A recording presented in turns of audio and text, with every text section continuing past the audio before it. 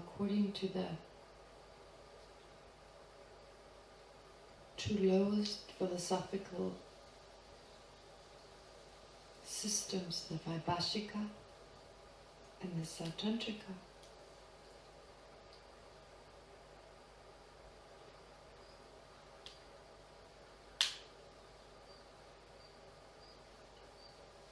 There is something we need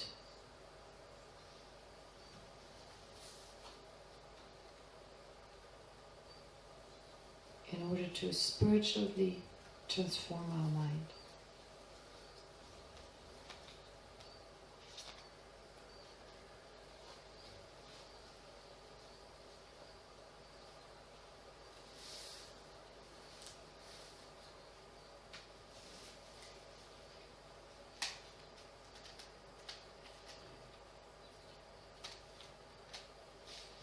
They don't talk of a potential.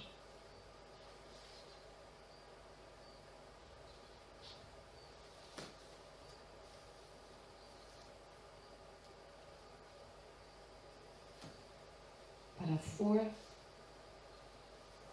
simple features.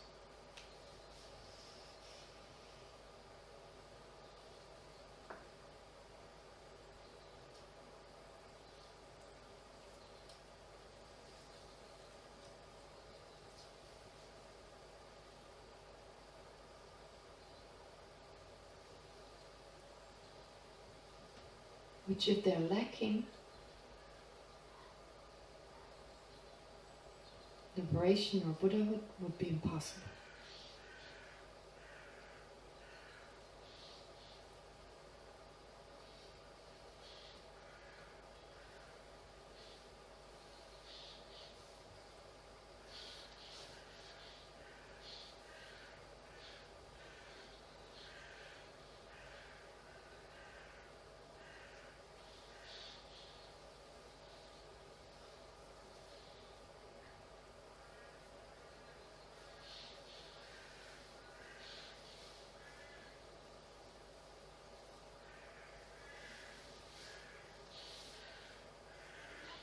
So now let's check our own mind, our own life.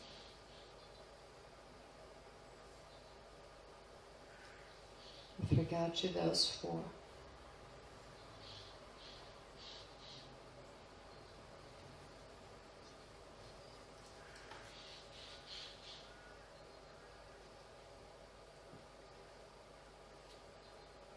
Are we satisfied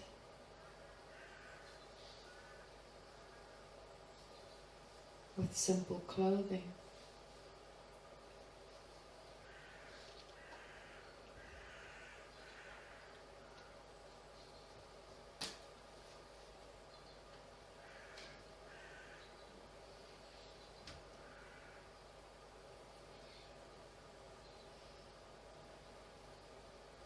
Or do we spend more time than necessary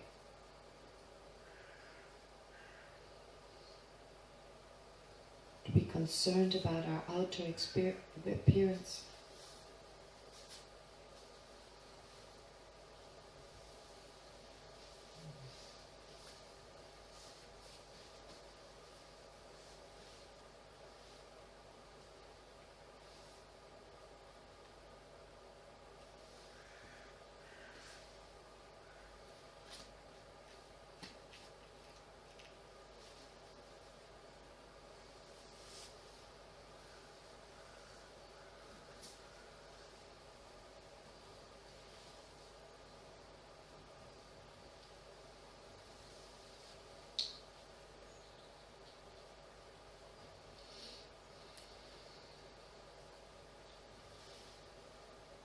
Could we spend more time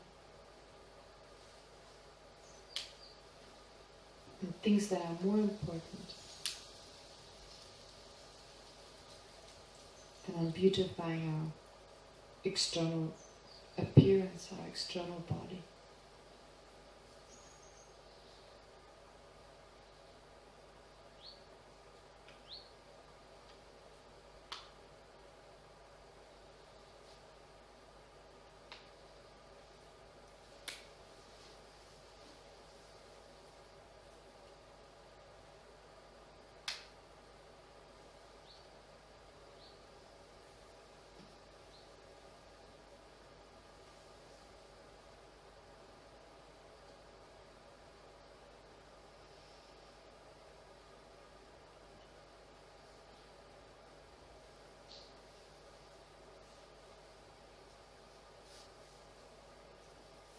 And how about our home?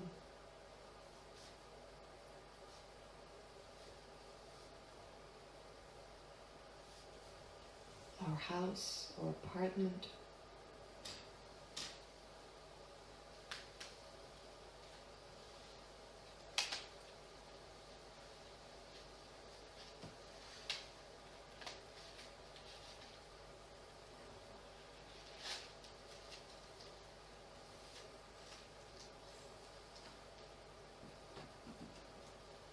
Are we obsessed with keeping it clean?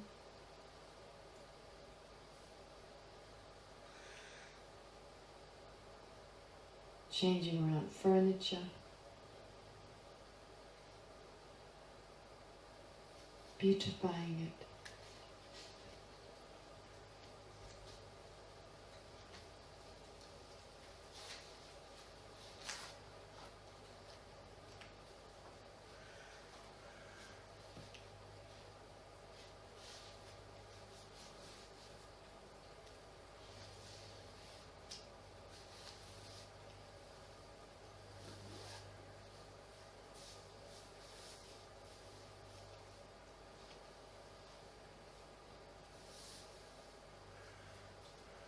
In other words, could we spend more time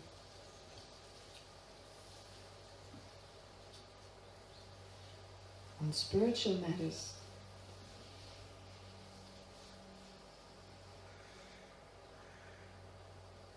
and reduce the time we spend caring for our home?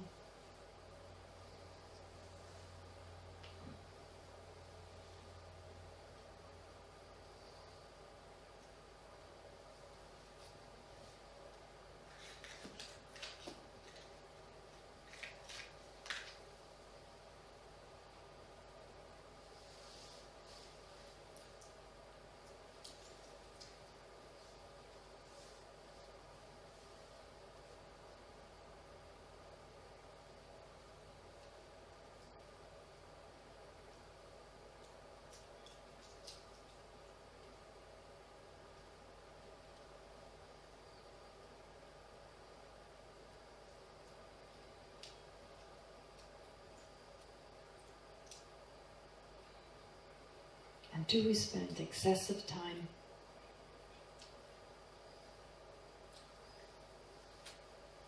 obsessing about our fruit?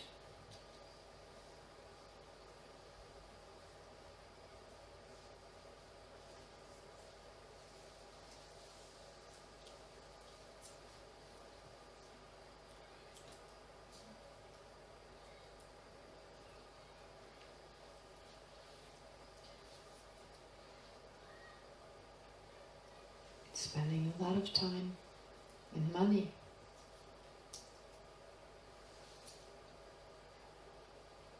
going to restaurants,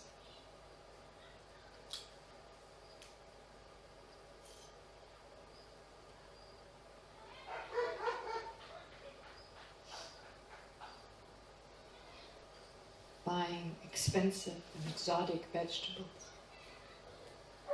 meat, and so forth.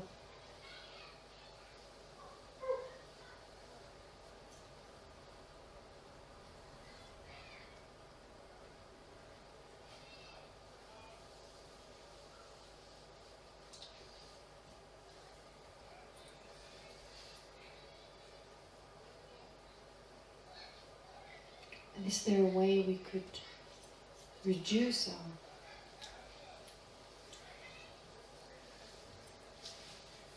preoccupation with food?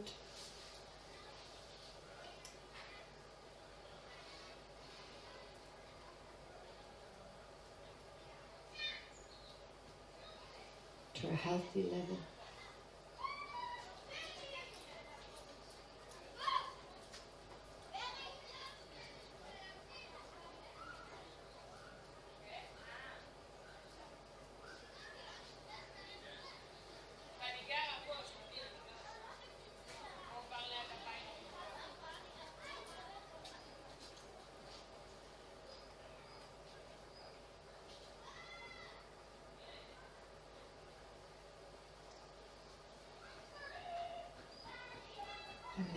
lastly,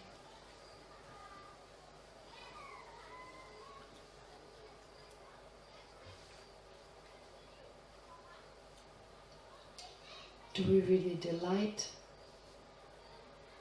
in reducing our afflictions?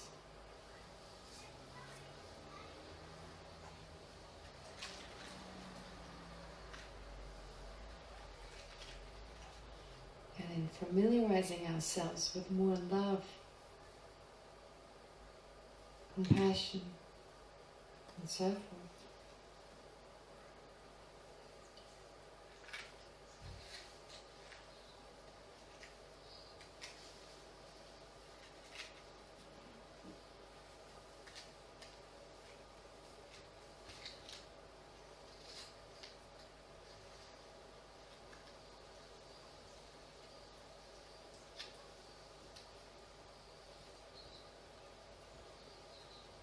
Or do we see it as a duty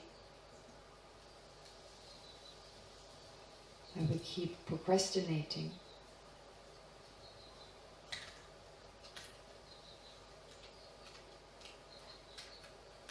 Thinking I'll start tomorrow.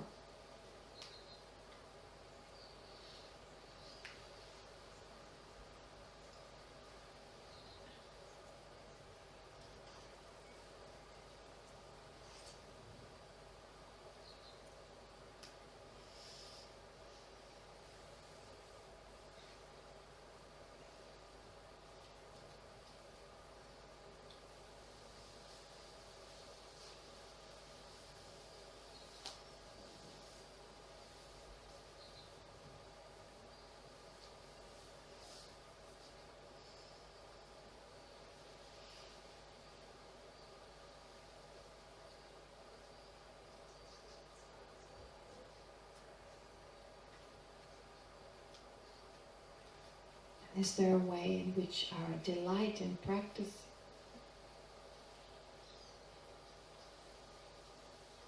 could be enhanced?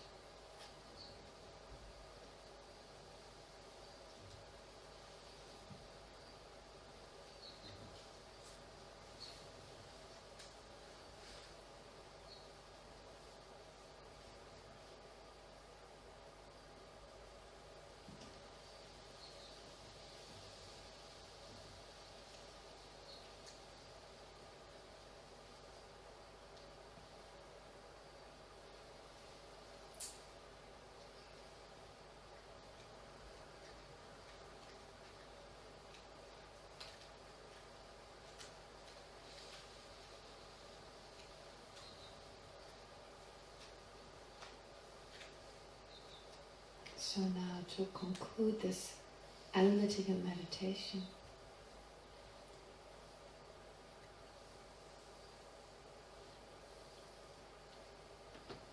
try to focus on whichever feeling has arisen in your mind as a result of reflecting on those four aspects.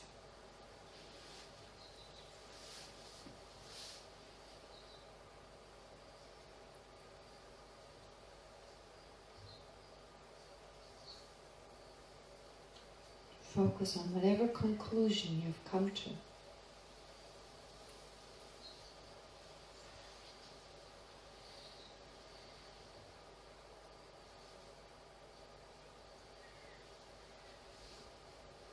And allow for that feeling to sink deeper into your heart.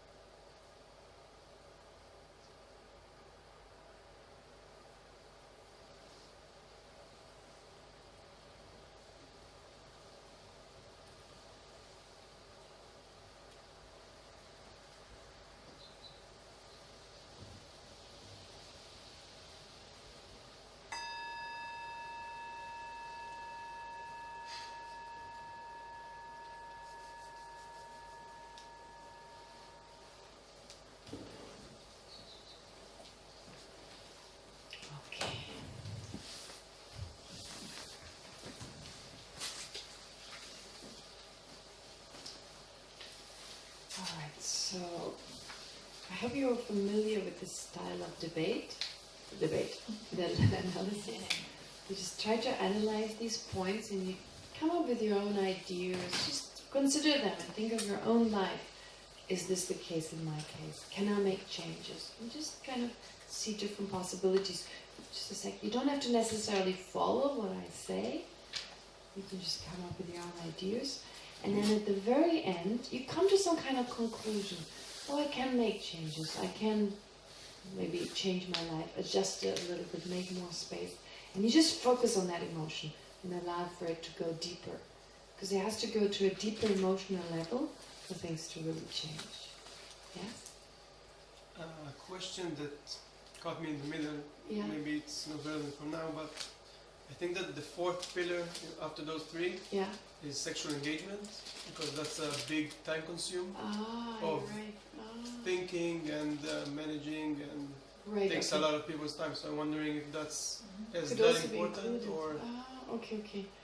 Yeah, actually, very good. We come up with something. It doesn't have to be in here, because that's just kind of based on the assumption of someone being a monk or nun, so that's already out of the picture.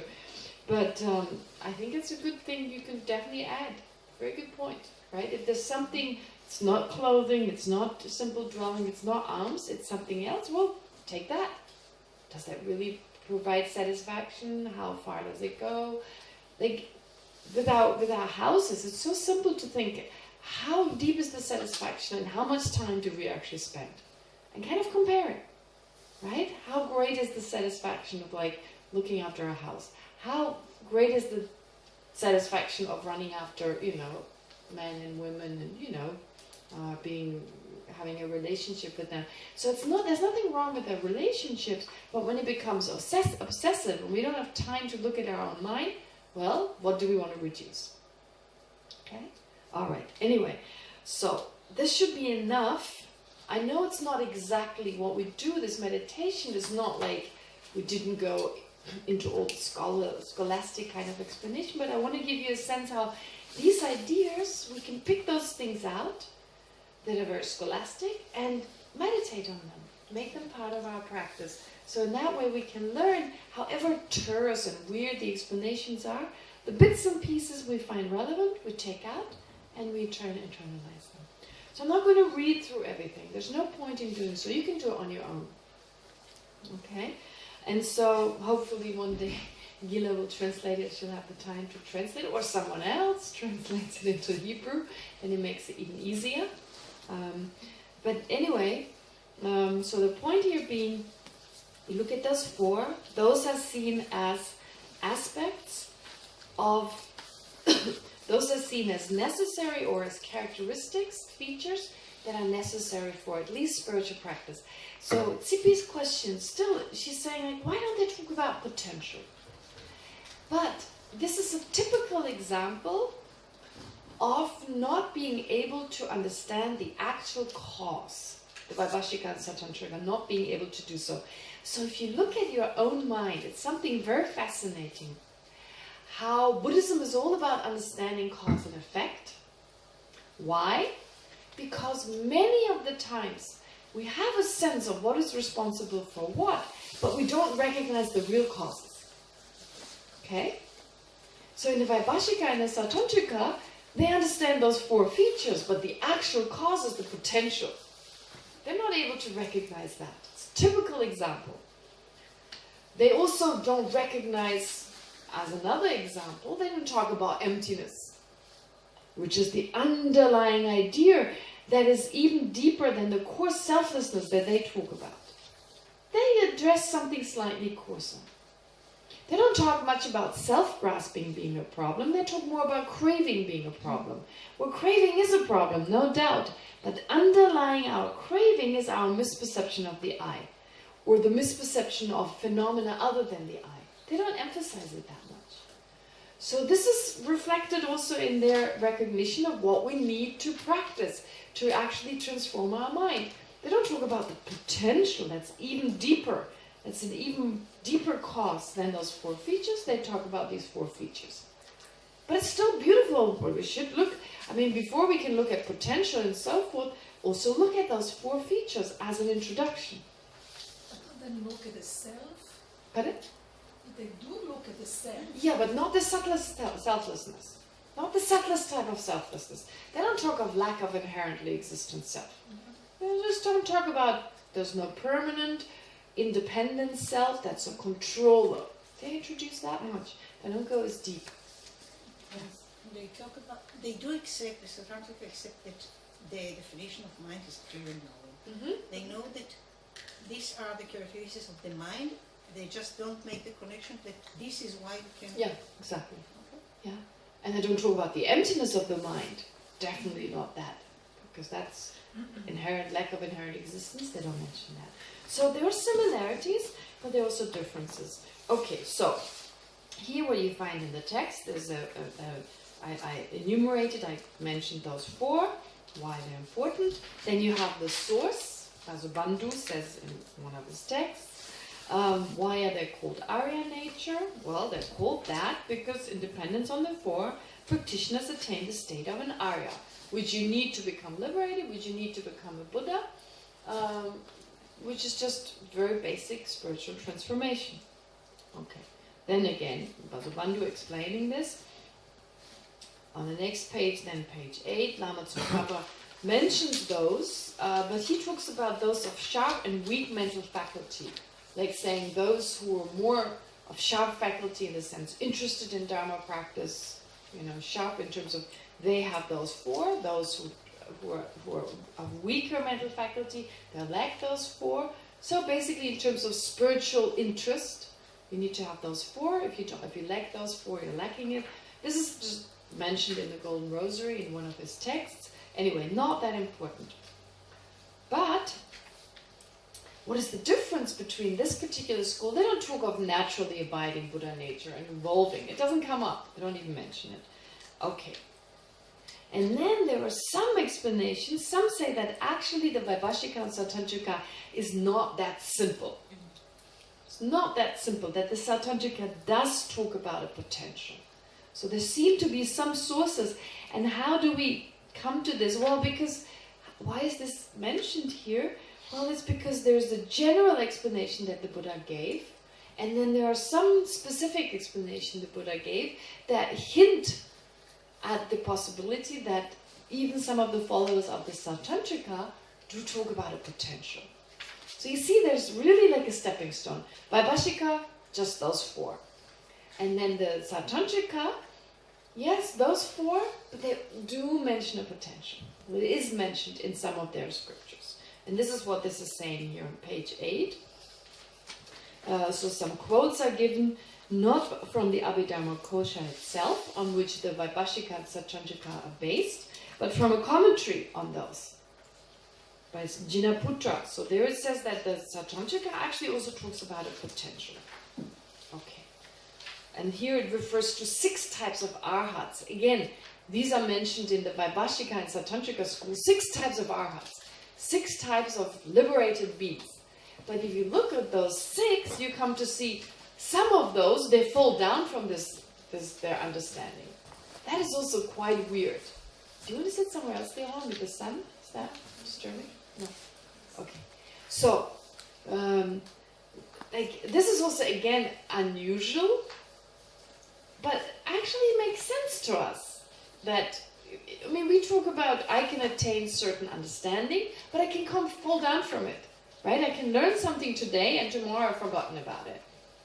So this idea that you can become an arhat, but you can fall down from it, initially may make sense to us because we can gain lots of qualities, but we lose them.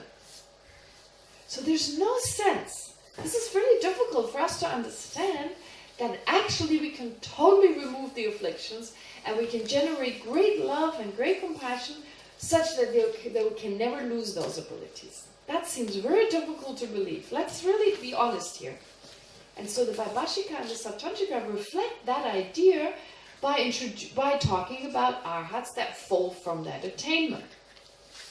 Because we always start with the highest system, we're so used to it, but we never really question it. So actually, it's quite good to have this. Why? Because there's something very important to understand about the nature of our mind, which we don't get. initially. There are transformations that are reversible, changes in our mind that are reversible, and there's some that are irreversible. So this is what you talked about last night, your question? Did I? Why you said yesterday you sent us to sleep with the question, why you picked the... Mm-hmm. I don't know. Emptiness versus impermanence. Yeah. What did you say? The question was emptiness versus impermanence. Yeah. In emptiness versus impermanence. Okay. So let's see. Well, actually, let me just introduce you to something. This idea of reversibility. It's actually described in a text by Dharmakirti, the second chapter of his text Pramanavartika, if you've heard of it. Never mind if you haven't. But in there, it talks about reversible changes versus non-reversible changes, right? Very simple example. If you burn a piece of wood, the charred wood, is that reversible? The burned wood, can you change it back to unburned wood? No. The chemical components have been changed, cannot be reversed. Now, if you take gold and you melt it to the consistency of oil, it becomes like oil. Can you change that transformation? Yeah. You only have to remove the heat and it changes back. So our mind is like that. Our mind can be changed in a way in which the change is reversible. So, give you an example, anger. You can get so angry, but there's no way you can stay angry. It changes back, right? It exhausts you. You'll be angry for a few hours and it goes back. That's a reversible change. Is there any change as a result of the afflictions of any afflictive emotions, such as anger, desire, etc., that is not reversible? Can the mind be irreversibly changed by one of the afflictions? No. Why not? Because it's not in our nature, we can eliminate it. Because it's not in the nature of our mind, we can always eliminate it. We can always eliminate the afflictions. Otherwise we wouldn't become Buddhas. Right? If there were an irreversible change. So the good thing about the afflictions is they're always reversible. You can get as attached to someone as it gets. But if you stop meeting that person, the attachment goes away. You can get so hateful towards someone, but no way you can always be hateful. So that's the good things about the afflictions. They cannot irreversibly change our mind. But love and compassion can. When you reach a certain level, a certain strength of having bodhicitta, love, compassion, when you enter the Mahayana path, for instance, or even the Hinayana path, at certain levels, certain love and compassion, they cannot change back. You basically tap into the deepest nature of your mind and you bring forth irreversible change. So the benefits of positive emotions such as love, compassion, are such that you cannot reverse them. At some point, your love can only grow, but it cannot be reduced. Now that's difficult to believe. For us right now, we know that even our love, it comes and it goes. It comes and it goes.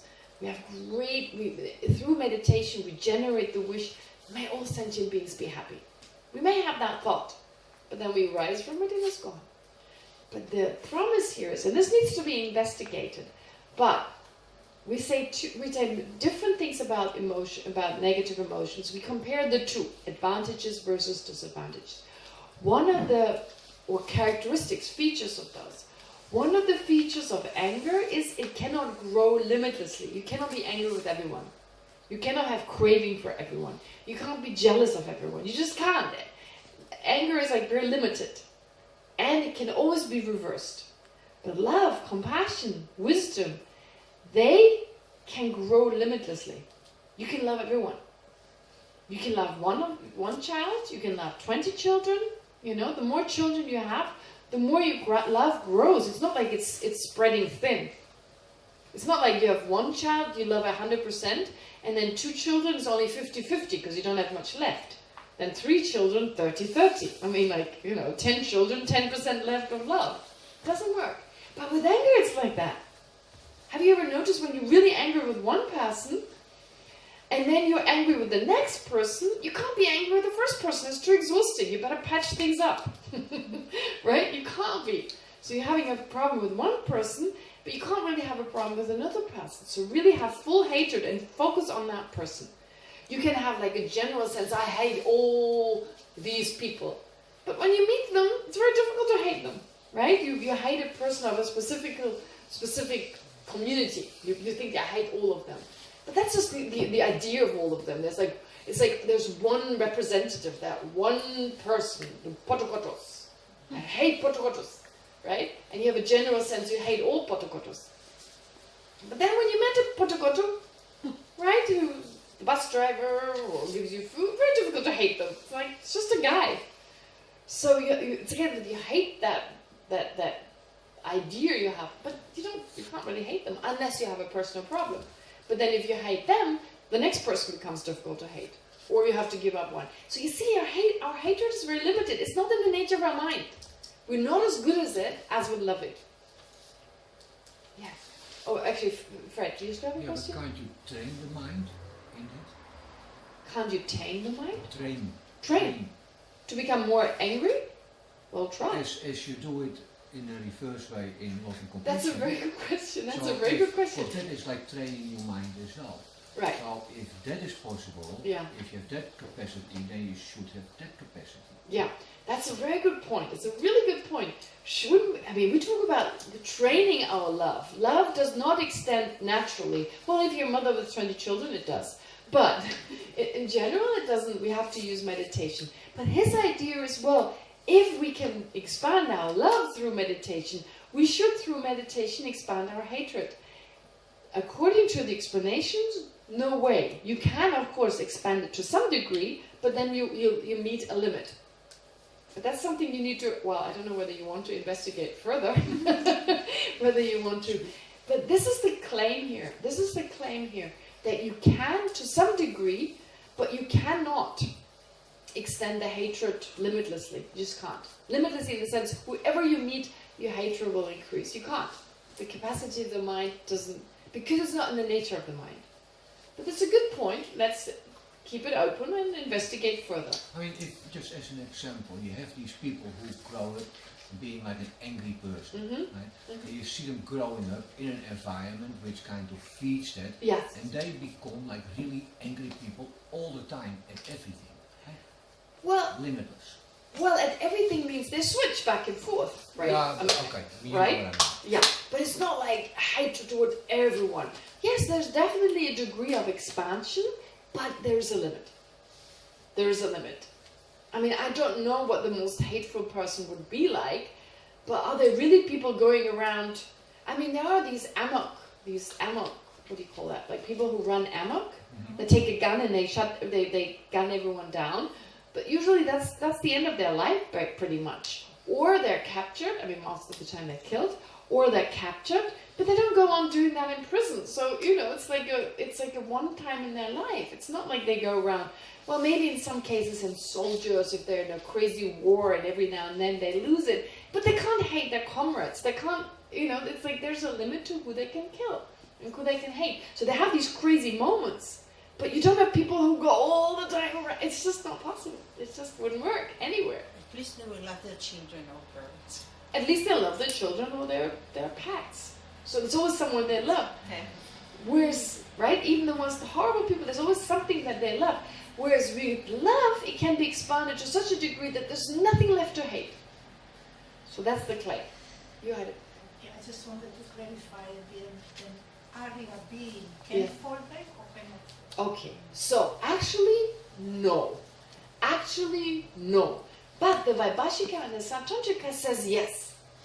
Because, you see, like, all I'm trying to say here is that there is the highest view that is just difficult to grasp.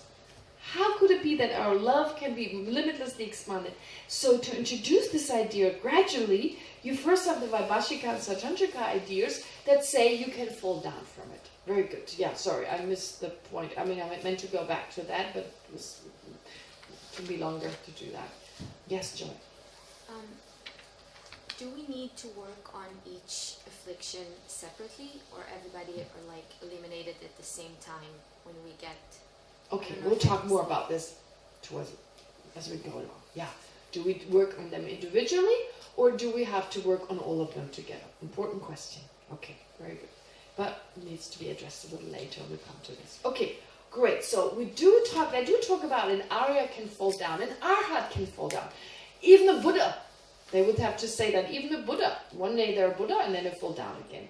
And that doesn't make any sense. Like, why would you set out for Buddhahood if you could lose it again? You work so hard and then you lose it again. But this is just our usual day-to-day kind of perception of things. I can lose my love right now, right? Because my love is not that strong love of an Arya being. It's just ordinary love. So our ordinary states of mind right now, they're all reversible. But the good news is that once we tap into that source of love that's actually in our nature, then at some point we can no longer lose it. And that's to be investigated, right? That's just something that is explained here. We need to look at it further. Okay. Anyway, so I guess that is enough. So they talk about these 6 types of arhats. You can read them on page 9. It's just in a footnote that this is usually what's explained. But the point is that they fall down. That these arhats, you can fall down from that perception, from that particular state. And that is only accepted by the Vaibhashika and Sattvantrika. Okay. All right. Now, Buddha nature according to the Chitta Matra. I think this is enough for the... Right? And you can come up with questions if you like. Read it again if something is not clear. But you don't need to go into all these nitty-gritty details because it's not a scholastic kind of retreat we're doing here. Alright, now let's look at the Buddha nature according to the Chitta Matra.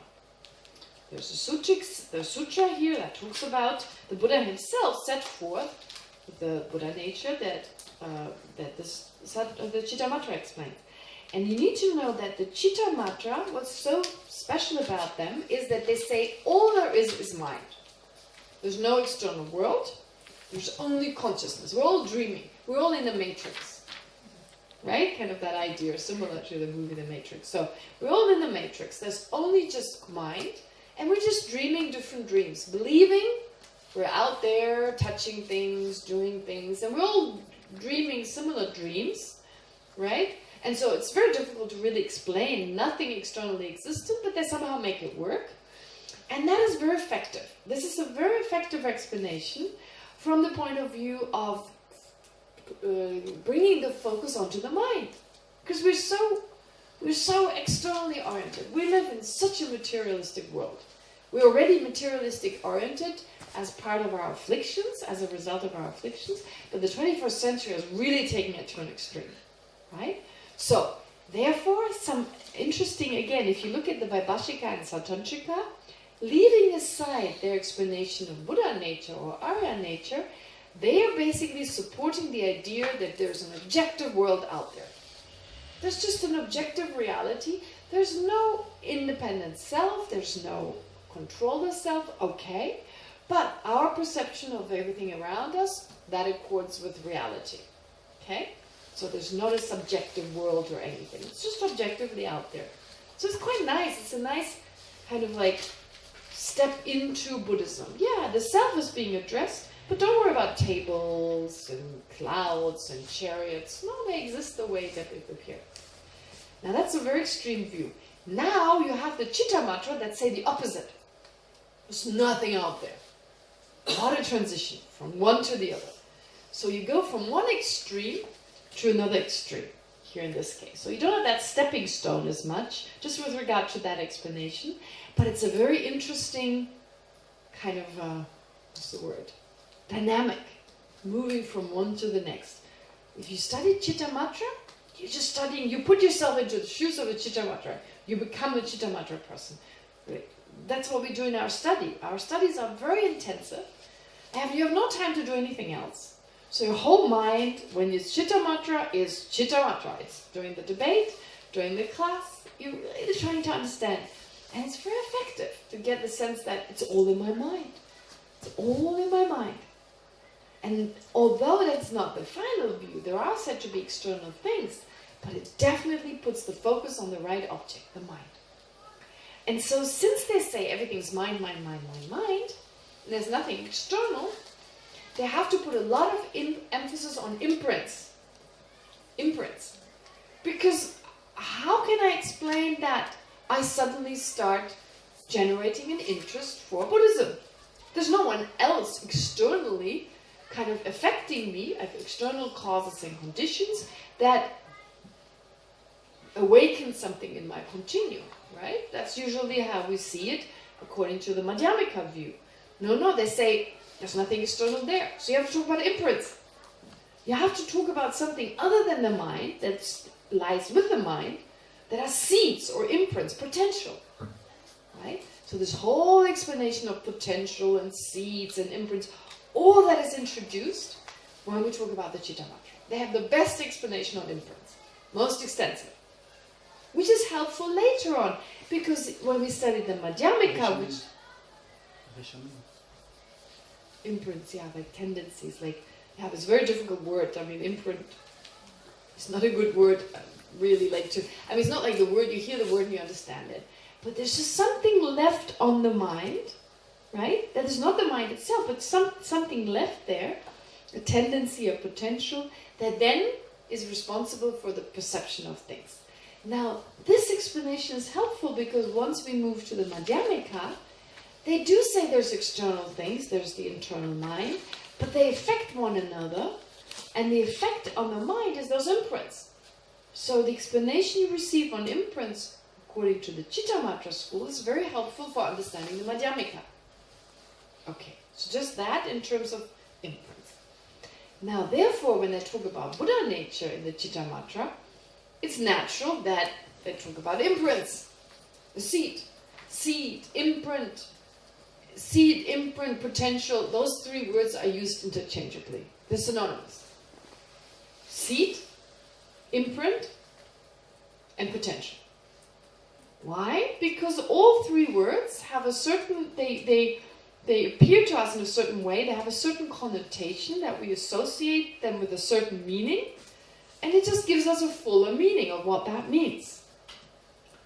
So, potential is clear, right? Potential. It's something, it gives rise to something, some thought or something. It would be easier to say karmic imprints or karmic seeds or karmic potentials. No, because not everything is a karmic seed. Okay. Right? I mean, you could debate that, but I mean, anyway, does the karmic seed help? I mean, you got the seed that's already difficult to explain, and then you add a karmic. Right? So in the end, I think in general, karmic seed, it's difficult. I mean, yeah, I mean, you could say, all right, most of the time, I mean, they talk about this. Not every seed is a karmic seed. That's the problem. Because Buddha nature is something